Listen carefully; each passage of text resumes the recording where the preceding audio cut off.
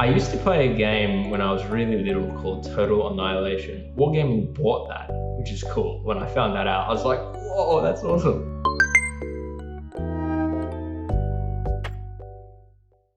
So welcome everyone to the new episode of the Echo Podcast. I'm Rani from the CS of Careers team, here with Nat from the CS of Media team, and we're joined by the amazing Bilal Akil, a senior software engineer at Wargaming, who's had quite an interesting career journey. Bilal, would you mind introducing yourself to the listeners?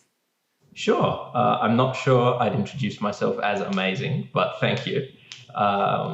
Myself, I'm now a game developer at Wargaming, and I also make some indie games outside of Wargaming. Other than that, I'm a father, my son's almost turning 2, so that's keeping me very busy. And I play a lot of games, and I program stuff on the side as well. So much of my life is on computers, and much of that is about games. How are you finding, in general, lockdown? Not too bad. I'm fortunate to be in an industry that isn't very negatively impacted by COVID. In fact, people look for games when they're stuck at home, so it's a good industry to be in for sure. There are some, the typical loneliness factor. Meeting with some of my best friends was one of the ways I would normally recharge, and I can't really do that as conveniently anymore, and that gets me down sometimes. Other than that, it's kind of weird for my son. He's not even 2, so COVID's almost all he's known for his whole life, which is kind of odd. And you want to be taking little kids to parks and taking them out. It's like if you keep a little puppy at home, it's just got too much energy. So that's a bit odd. But otherwise, it's fine. I've spent a lot more on Uber Eats than I ever have, but I guess they're having good business at the moment, just like we are in the game industry. You're talking about the game industry. Do you think that lockdown has influenced your interests and possibly your career as well? I think I got into it just before that, before the lockdown, and I'd say it's definitely made me feel like it's a very safe choice. So it's like, okay, this is good. I should probably stay here. Maybe I shouldn't think about starting a restaurant or some crazy thing, which would feel a lot more risky. But not too much other than that, I'd say. Was there anything from when you were younger that drew you to the game industry, or was it more recently?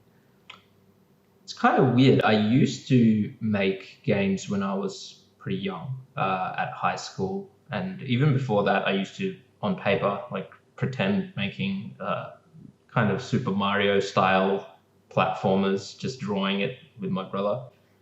And so I was in a kind of game making mood when I was pretty young. But then as I approached uni, I'm not sure why, it just slipped my mind that that's something I could do professionally. And I just went as a full-on programmer, computer science path, and just doing corporate stuff for a few years, just completely forgetting about game dev until I guess it's three and a half years ago now. I was kind of feeling, this corporate programming is kind of not great. I'm kind of flipping digital hamburgers, so to speak, for other people's business. And it's not the most motivating thing. So hang on a sec, I used to love making games. Why did I just drop that? And that's when I started trying to get back into it. That's really cool how your interests have come in a full circle. Yeah, for sure. Yeah, I think we have some questions touching on that later on, but I wanted to touch on the first part of that. So about your uni experience, I know a lot of CSSOC students will be students, so I guess want to talk a bit more about how your uni experience was. So I guess firstly, what made you choose the degrees that you did? Were you sort of still had some interest in gaming before choosing your degrees, or did you sort of choose your degrees and they informed later on that you'd be interested in gaming? Yeah, so when I was about to finish high school, I was just kind of starting to really fall in love with programming in general. I started programming add-ons for World of Warcraft, and that's when I started opening my eyes like, oh my God, programming is so cool. And I was making websites, and just code was like, oh, this is so powerful.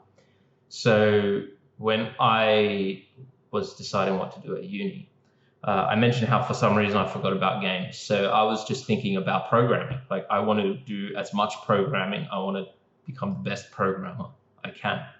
And computer science seemed like the right choice there. So I was kind of weird. I didn't pick anything except computer science. It was just because after I graduated, you got that form, like you kind of put your choices in order of preference. And I didn't really put anything, just computer science, which was pretty risky. It worked out, so lucky me in that front. Wow. Okay. We also took like a sneaky peek at your LinkedIn, and we noticed you've done both an undergraduate degree in computer science and also a master's at UCID. Shake my head, not UNISW, across computer science and bioinformatics. Can you talk a bit about that? Like, what made you do a bioinformatics master out of everything? Yeah, the fact that it was bioinformatics was kind of like a side thing. It sounds weird because it's my master's and it's in bioinformatics, but actually what it was research in cloud computing. So I was testing a few different big data software to see how they run at scale and compare them to each other. And to do that comparison, we chose a context, and that context was bioinformatics. And so it was like using some bioinformatics challenges to drive this comparison. So I didn't really know anything about bioinformatics when I went into it. And it's like, okay, this is DNA, it's AGCT. I'm like, wait, what, DNA? So I had to kind of ramp up really quickly on that. But the main focus for me was on the cloud computing side of things. So that's really interesting. I guess like follow-up question to this undergrad and master's, like how did you find your undergraduate versus master's degree? Would you recommend someone to do a master's degree, perhaps in bioinformatics? And what were the sort of differences you found? Yeah, so I really enjoyed my undergrad. I found it a very kind of thrilling experience. I mean, there were some classes which I felt were a waste of time. I don't know if uni is still like that, but there were some classes I'm like, I'm doing computer science. Why am I doing this? So putting those ones aside, the actual computer science ones, I really enjoyed. And it was kind of what I hoped for when I went into it, trying to maximize my programming skills. So that was great. And then the reason I ended up coming back and doing masters, there was actually quite a gap in between my bachelor and masters, was when I was starting to get that feeling at work that, yeah, this isn't so great. Like that, as I mentioned before, digital hamburger flipping thing. And I thought back to my bachelor and I'm like, that was really good when I did that. I wonder maybe I can go back and do masters and it would be like my bachelor was. Cutting a long story short, it was not like that at all. Maybe because I did a pure research masters. So there was no assignments, none of that stuff. And I realized the reason I enjoyed my bachelor so much, it's kind of gamified in a way. You get a stream of these short duration challenges which really engage you, and then you finish them, you get a good mark hopefully, and that gives you this sense of reward, which is kind of what you want in a game, this loop of challenge reward. But masters, at least a research master, was like, okay, you got 2 years plus, please produce a thesis. And so it was very different. And I struggled with that quite a bit, especially because I was doing part-time, I was still working. And so it dragged on for a very long time, much more than 2 years. And that was pretty hard. So yeah, I guess you really want to think like, do I think I could do that? Like, just if I've just dropped somewhere and it's kind of like a big blank canvas, and a lot of it is guiding yourself to get through it, figure out what you need to do next to take it in the right direction. And it's just such a big period of time to focus on one thing. So yeah, it's a challenge. So I would try to encourage people to picture themselves in that situation. Is that somewhere they think they would thrive or struggle before they make that decision? Thanks so much for your set on that. But I feel like a lot of people don't quite know what they're getting into, maybe for masters. So I think that would be really myself included. Okay. I guess like end of uni, everyone goes into uni for a degree to hopefully find a job or land a role. Did you feel like your degrees were helpful in getting that role, or what was the most useful part of your degrees? Yeah, I guess it sounds kind of cynical, but the most useful part of the degree was the degree itself in terms of getting a job. The things that I learned in computer science weren't that useful for the first few jobs I got, like the actual skills, because they were much lower level than the jobs needed. So I learned things like concurrency and algorithms and complexity and these sorts of things, but that pretty much didn't come up at all in my first like 5 years of work or something. Actually, It didn't really come up at all until I switched to the game industry. And the things that did come up, which was like making websites, making apps, they didn't teach that in computer science. So it was kind of weird. But having now in Wargaming been in a position where I'm looking at resumes and such, definitely having a degree is helpful because it does speak that you're able to get through such a large commitment like that. And, degrees are difficult in their nature. So it does definitely help with the recruitment process, even if, like I mentioned, you don't have very directly applicable skills from the degree. Just the fact that you could do those, considering how hard they are, is a pretty big sign, a good sign in the hiring process. Okay, awesome. And you did mention like things that you did outside of the degree. Were there any extracurriculars that you did at university? Are there any extracurriculars that you would recommend to students who are at university now? I don't know what the definition of extracurricular is. I didn't do much with my actual university, like UCID-driven activities, but I did do stuff outside that. So I went to like community meetups and did hackathons and these kinds of things. I don't know if that counts as extracurricular. Yeah, no, for sure. But yeah, that really helped. I met a lot of people. I learned about their stories and how they got into the industry and some of the challenges. So a lot of secondhand wisdom, I'll call it, from that, just interacting with a wide range of people there. At uni, you mostly interact with uni students, and there's not as broad a range of experience that will be rubbing off on you. But when you go out into the community, at one point I was going to like startup meetups, tech meetups, a few different kinds of meetups, and meeting all different kinds of people and learning more about the world like that. And then hackathons was a way to exercise some of my programming skills and build kind of a portfolio as well. So those were things that both I enjoyed, firstly. Another thing with the meetups is that if you go to a lot of them, that's a lot of free dinners. So it's a good way to save money, perhaps. Maybe not so much during COVID. But yeah, so I enjoyed them and they also helped me. So, as previously mentioned, we looked through your LinkedIn and we noticed that you've had a range of jobs in various companies. So, how would you explain the difference in each role? Yeah, if I think back, there's probably like 4 roles. Or 4 companies, I guess. The first one at a digital agency called Thinken, that was kind of my first job, just whatever I could do to get into the industry. And that ended up being making websites and eventually making apps. And when I started there, I was the only programmer. They used to outsource, but they were having problems. If there were bugs, it's pretty hard to outsource fixing of bugs. So that was kind of why they hired me initially. But by the end, I think I was there for almost 3 years. There were a couple more programmers, so I kind of naturally moved into a tech lead role, but of all kind of newbies. So it's kind of a relative term. I wasn't like some expert. I was just a newbie leading other newbies.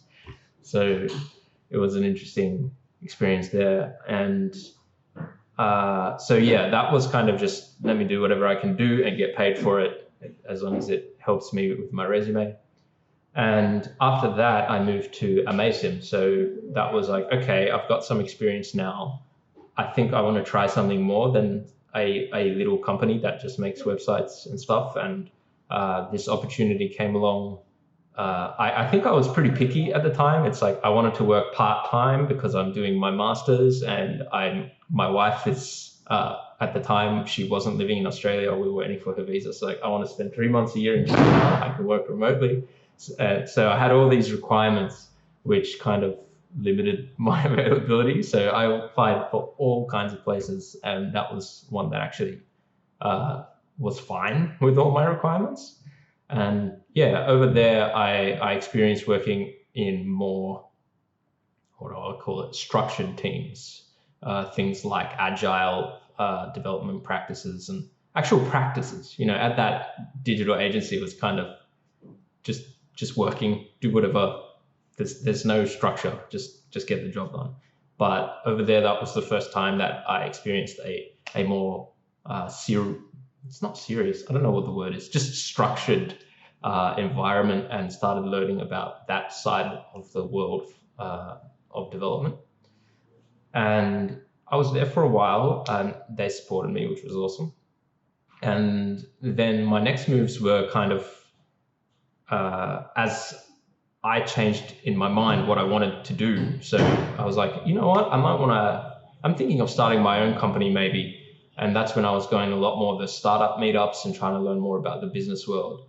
And I thought a good way to learn more about that would be to actually work at a startup, so I could learn about the problems that they have, because I'm sure they have very different problems to a big company like Amasim.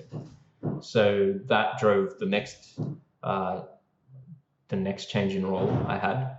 So I moved to a startup, and initially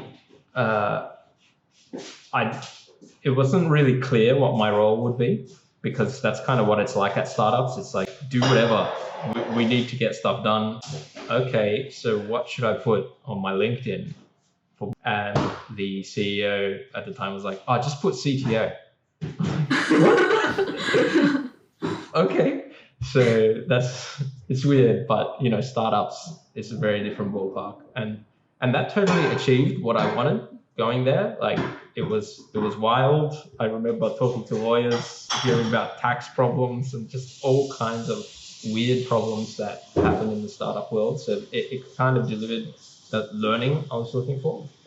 And I was pretty much there until that final switch to the game industry, where I'm now at Wargaming. So yeah, it's like the different roles were tied to, in my mind, the different steps in my career journey. So that's kind of where that came from.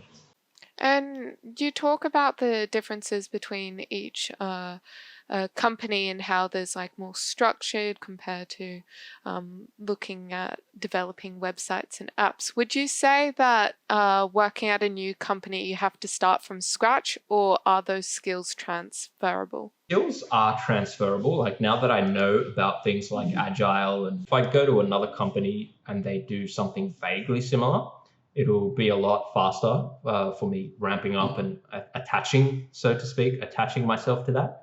But I've also learned that every company kind of has its own DNA in how they do their things. And what I've learned at Wargaming, sometimes it's not even the company, it's specific teams. They'll develop their own way of working over time. So an important thing is to be adaptable, so to speak. You want to come in and work with that company, not be rigid and say, oh, that's not how you should do things, or this and that. So it helps to have that experience and know how it's been done in other places. And that can help if you know things that worked and didn't work, you can suggest them as improvements. But yeah, end of the day, you need to work with the company. Having that said, which company would you say was the hardest to adapt to? It's a tricky one. Wargaming was interesting because it was actually my first role in the game industry, and it's a AAA studio, so there was this pretty big feeling of imposter syndrome, like, oh my god, these guys are all gods around me, and I just don't even know what I'm doing here. But I was fortunate to be on a project which actually utilized a lot of my background. The first job was definitely a struggle because I started as the only programmer in my first job, which means no one could guide me or help me in my first job, which is not really a position you want to be in. Normally, if you're new to something, you want to have someone to kind of show you the ropes and help you through things. So I was very much thrown into the deep end with that. So I would consider that the hardest, but maybe that helped me kind of in the future because you get burned once and you're stronger later. Actually, I'd say that's the case for a lot of things from my first job. I kind of overworked myself the most there. There was overtime. I was underpaid, and just all these things which I learned to look out for in the future jobs. So now I'm really not okay with overtime. I mean, there's situations where it's needed, but it shouldn't be the norm at all. And maybe I wouldn't have, if I wasn't so burned from my first job, I wouldn't have kind of learned that as quickly as I did, and maybe that could have been an ongoing problem. But yeah. That's really interesting how you learn a lot from the first job and take that on with your rest of your career path. And you mentioned AAA. What's the main differences you would say between indie development and AAA? Well, I guess the core thing is the scale of the projects. And while that might just sound like, yeah, obviously, AAA is bigger and indie is smaller, the knock-on effects that scale has is pretty profound. So when you have a big enough game, that means there's a lot of teams and a lot of specialties within the teams. And I remember seeing on Wargaming's job board at some point a role that's like vehicle physics engineer, which is just so hyper specialized. And it's like, can you imagine yourself just working on like wheels and bouncing on rock and like just vehicle physics? And then in the indie game, the scale's smaller, which means the team's smaller, often only just one person, which means you are all the teams.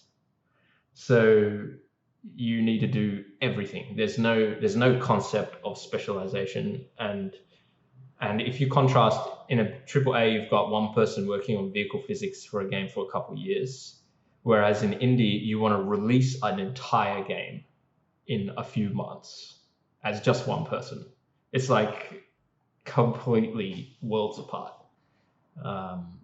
just from the scale being different. The way the game that gets made is completely different as well. That's really cool. So for our students who don't know, Wargaming is an award-winning AAA online game developer and publisher with leading games across the free-to-play and remote market, delivering authentic game experiences and services across multiple platforms.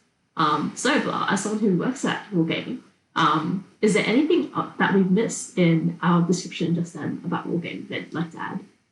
I just want to add that they're really great as an employer. I know this sounds like I'm being paid to say that, but yeah, I mean, the games they make are great. That's cool. But they really pride themselves in also being a great employer.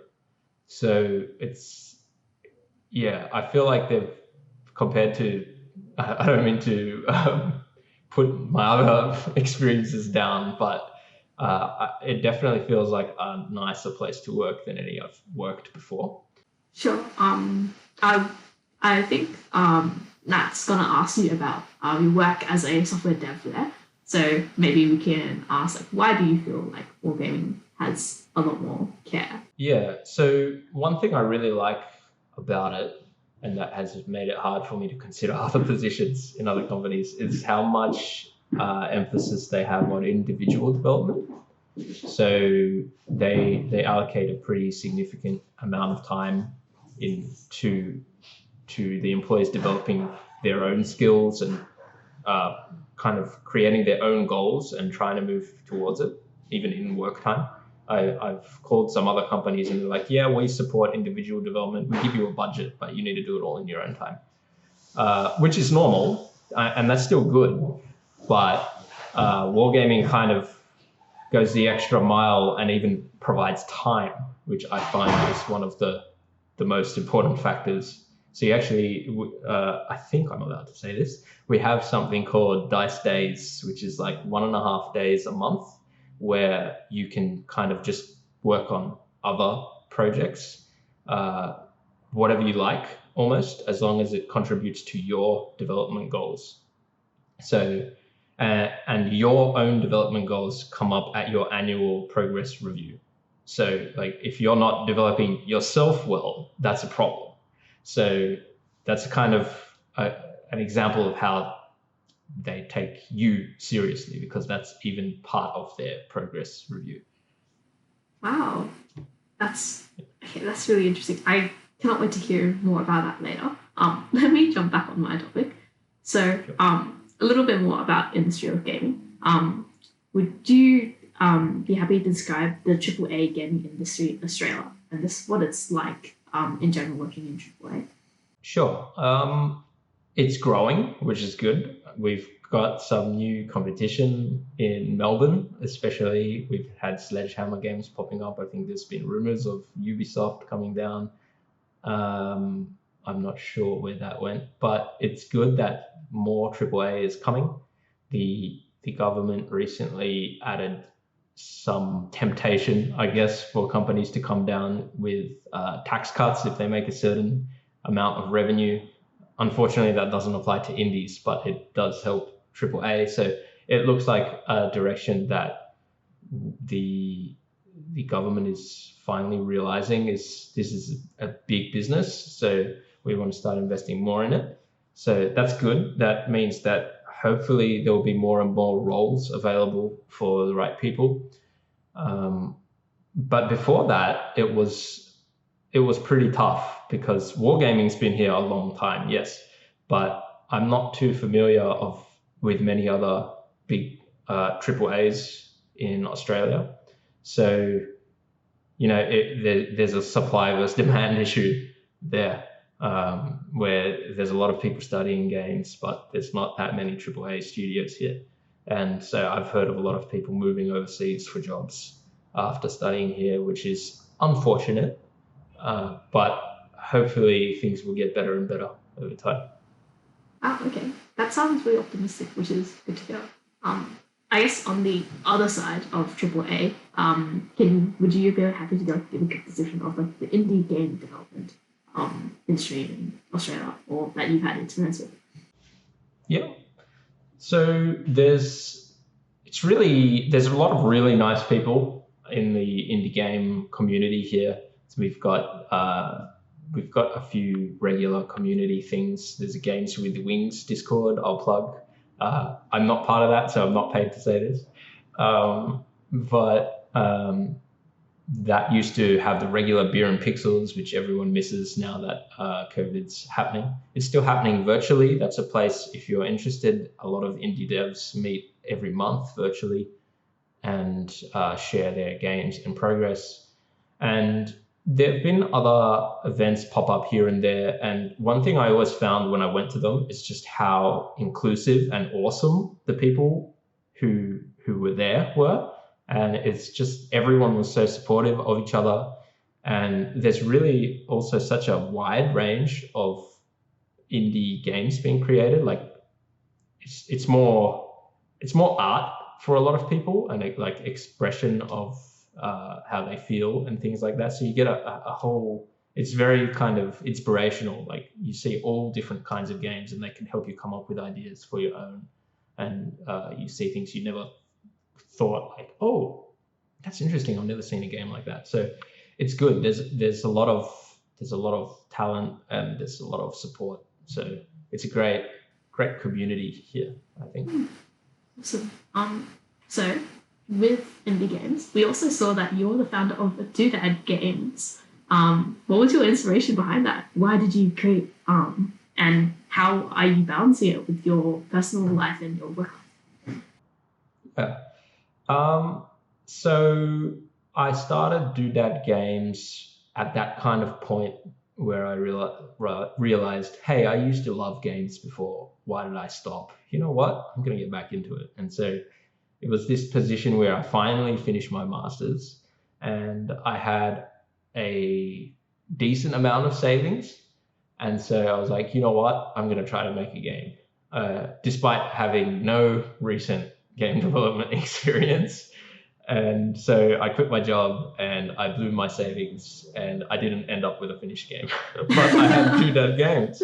So then I went back to work and later joined Wargaming, but I kept making games with Doodad Games on the side. And it's been a struggle to balance that, especially since my son was born almost 2 years ago. It's become very much a struggle.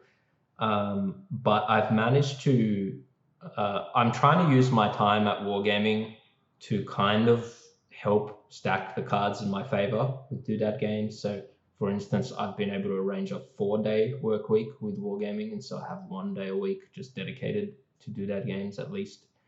And although I can try to put some extra work at night, say, while everyone's asleep, usually between 10 and 12 p.m., I don't put pressure on myself for that. Like if I can, awesome. But life, COVID, don't stress out if you just want to play Path of Exile. Just go ahead. Don't give yourself crap for that kind of stuff.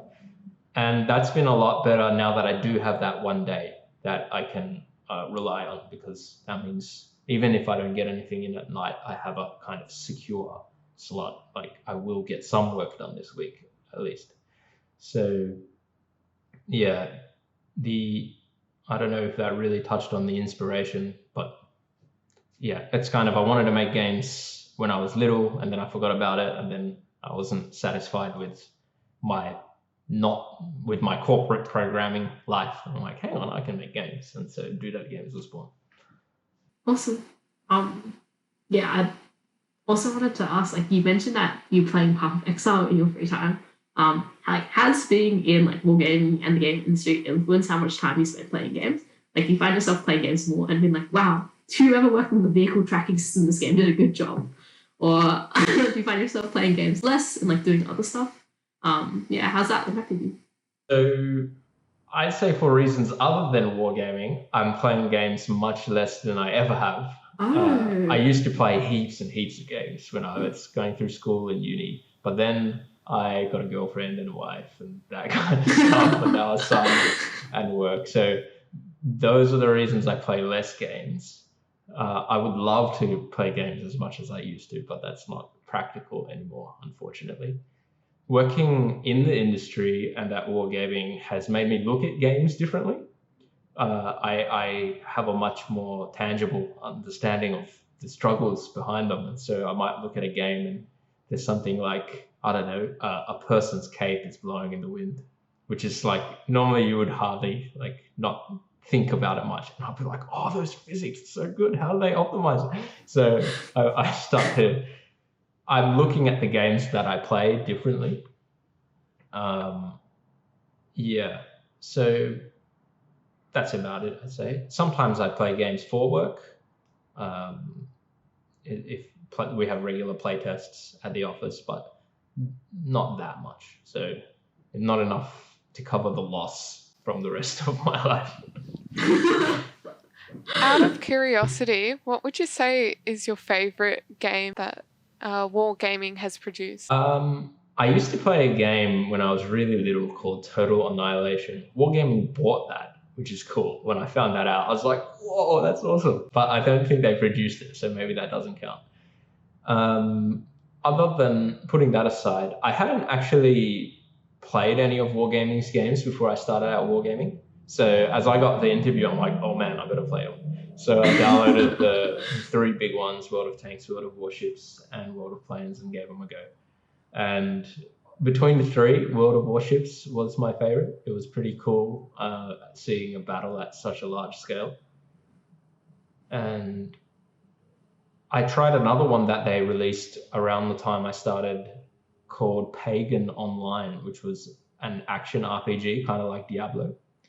And that was cool. I do like that genre more. I don't play many shooting games, so the kind of the flagship the flagship wargaming games aren't that much my style, but Pagan Online was more.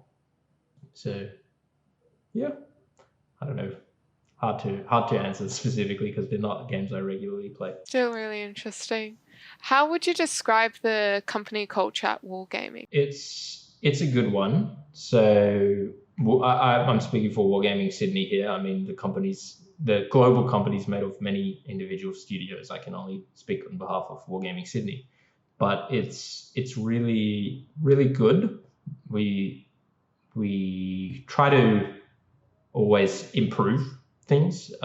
We've got these community groups that have like weekly meetings, and some of the topics are like diversity and environmental stuff. So back when we were in the office, the environmental group would meet and try to find ways to improve things. And so they were actually able to, for instance, change all the light bulbs because that was the thing. One of the groups said that we could use these light bulbs, they'll reduce the energy bill. And we can switch this energy company, they have 100% green. And so they're actually like doing things, which is cool.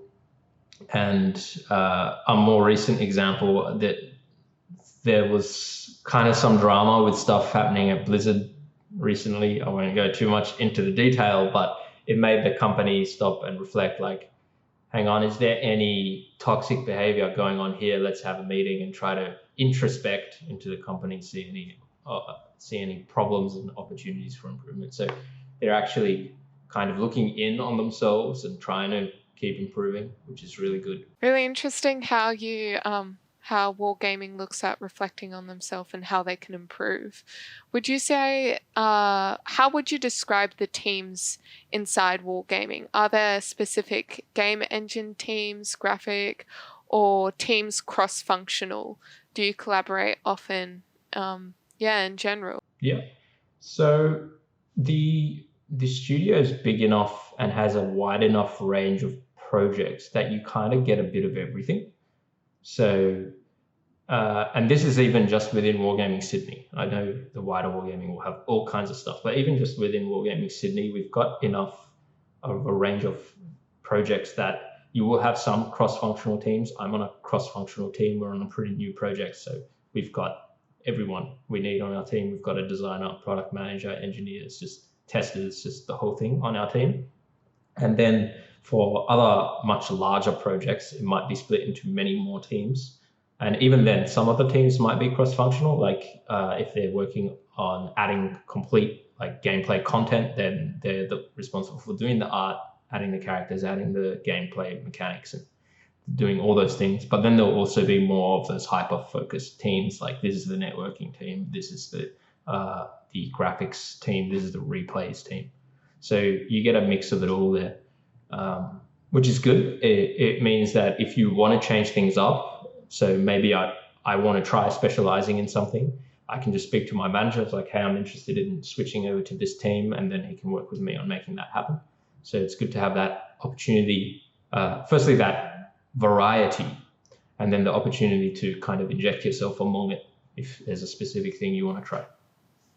Yeah, it's really cool how collaboration works at Wargaming, and you can choose to specialize or talk to the manager to have an opportunity to work in different areas. How do tasks get completed at Wargaming? As in, how often do you have meetings and how do you plan out the week?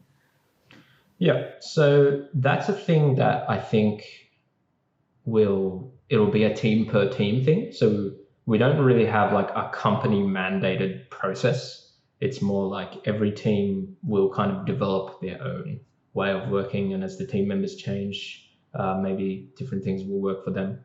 The team size is another factor there. So I can speak on behalf of my team at least, And for that, we've got sprints. So this is in a kind of agile setup. We've got a sprint, which is a period of time, 2 or 3 weeks, for example. And that's like a regular thing. We want to be able to complete a chunk of work by then. So before the sprint, you've got a process of saying, okay, what work is available? What priority is it in? What's the most important to do? And so what do we want to try to get done in that sprint?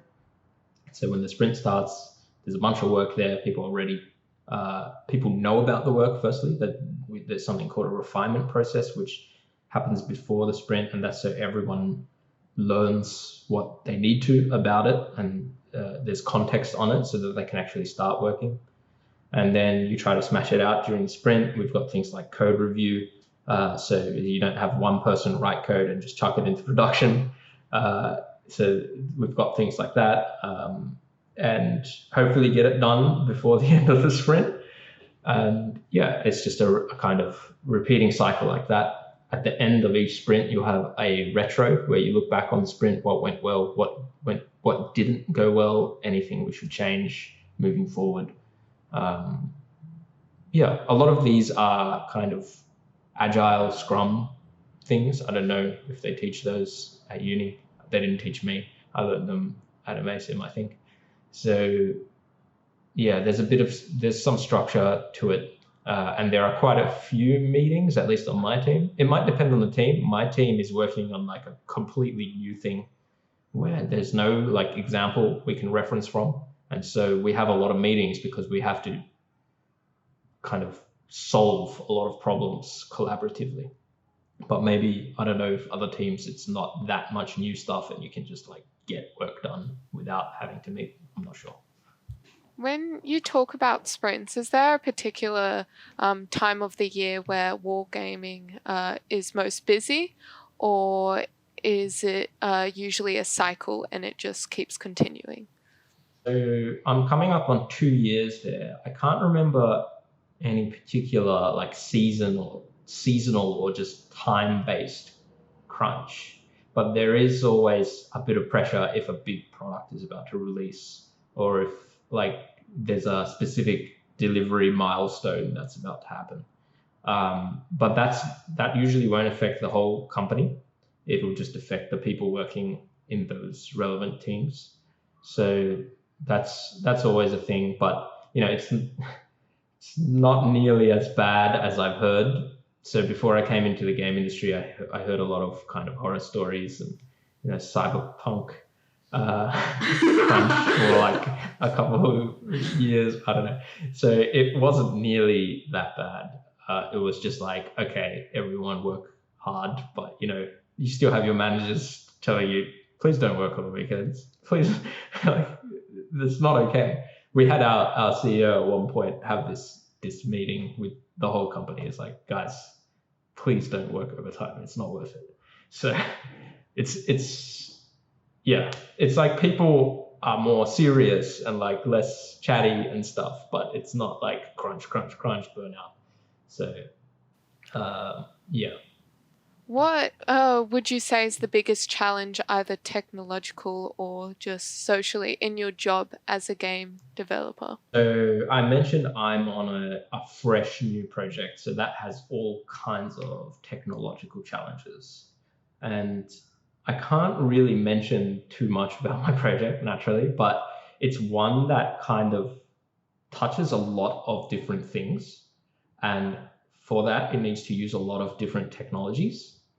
And that's been really challenging, especially as our team is growing and there's also a growing number of technologies we use. That means there's so much that everyone needs to learn, and it's kind of becoming hard to manage.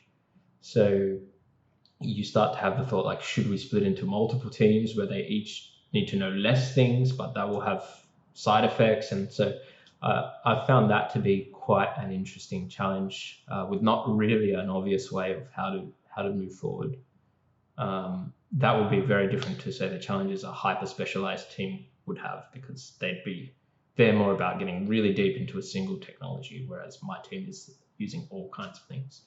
So What would you say is the most rewarding part of your job? Well, I think this goes for almost all things programming, and that's kind of what made me fall in love with coding in the first place. But there's this special feeling of satisfaction when a thing works and you use it and it does what you wanted it to do. It's like, oh my God, this is so cool. And then in the game industry, that thing is a game. And as a gamer, I'm playing my own game. I'm like, oh my God, it's so cool. So that's awesome. And recently, now I've got my son, I'm working on a game for my son. And watching him play my game was like, oh, this is insane. So yeah.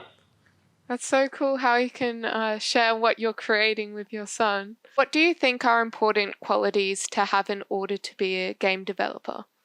So definitely problem solving. Game development is very different to the burger flipping kind of thing that I experienced in my other jobs. It wasn't just make a website, okay, make another website, okay, make an app. It's games just have a way of always challenging you, whether it's through performance. This thing is running too slow, and then you're like, okay, how can I make it faster? I don't even know how. So before you can solve it, you need to take a step back. Like, okay, what's the problem? How do I solve this? So problem solving is definitely a big thing. I've also found that I can't just Google solutions as much as I used to. So in web dev, that was definitely a thing. Like almost everything you needed was on Stack Overflow. You had to learn how to be good at searching things. But I've found in games that's not so much the case, because every game has its own way of working. Like, sure, we all use Unity or Unreal, but we have our own like tile system or grid system, and no one else knows what that is. So how can they answer your question? So it's a lot more internal problem solving. It's a lot harder to ask for help if you're facing those levels of problems. Wargaming, when you're working at a big company like Wargaming and you're surrounded by geniuses, you will be able to collaborate and find solutions. But if you're working indie, you won't. And so you'll have to solve all those problems yourself, which can be quite difficult. I guess a lot of students would definitely be interested in hearing what should they do, what are the important things they should do to actually make it into the gaming industry or into AAA gaming. I guess, like, what is the recruitment process at Wargaming like? What did you go through? Cool. So it's a multi-stage interview process. I don't think they did anything really unique or out of the normal. So it's probably similar to a lot of other companies. Start with a phone interview and then proceed to I would say in person, but that's kind of meaningless now. A FaceTime Zoom interview, I guess, and you're usually interviewing different people at different stages. So the first time would be a recruiter, and they kind of make sure you're not a lunatic or something before passing you on to the manager, and he would see if you seem to have relevant experience for the role, and if it would be good to. I think when I did it, we did a programming test in the interview room. I don't know how that would work now, if they'll send you a little challenge, or I think that's what it was actually. They'll send you a little programming challenge just to see that you actually can program. You're not, because you'd be surprised, some people apply for jobs and they actually don't know how to program. I don't know what they're thinking. So there's kind of a couple of sanity checks along the way. And then you'll have another meeting, another chat with some more of the someone at the director level, so you can learn more about the kind of higher level strategy for the company and see how that works with you, and that they can learn about you. So there's a few rounds of interviews before that happens. And if everything goes well, then you'll have a computer sent to your house and start meeting all the team and stuff. Yeah. Wow. Okay, that's so cool. And I was gonna ask if Wargaming or gaming does anything special in terms of interviews, but it sounds like you guys don't really. Like even in, for example, the programming interview, would that be like a specific challenge related to a game, or would it just be like a normal find the max element in some complex data structure. I don't recall doing any game specific ones. And depending on the level of seniority that you apply for, a lot of the time, like we don't. I remember when I was looking at, say, some junior applications, it wasn't really so much did they get the answer perfect or not. It was more just to see like what is their process of thinking, because we recognize, especially at those lower levels, that there's going to be a lot of growth on the job. So it's not so much that you know everything before you come into it, but at least that you have we can hopefully see that there's a mindset of problem solving and this and that.